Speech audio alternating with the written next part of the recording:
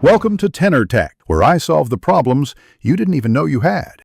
You're logged in, so start by opening the Facebook app and tapping the menu icon, those 3 lines. Once done, select Settings and Privacy, then Settings. This takes you straight to Account Controls.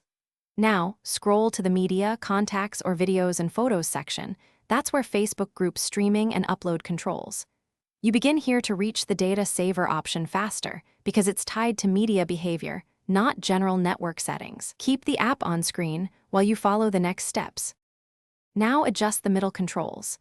Locate Data Saver and toggle it on to lower video bitrate and image per load. If you don't see a dedicated toggle, change autoplay to on Wi-Fi only or never. This prevents mobile data streaming.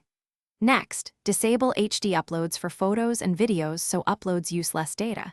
Choose standard quality instead. These settings work together. Data Saver reduces consumption, autoplay prevents accidental streaming, and lower upload quality cuts outbound usage. Finish by confirming changes and testing.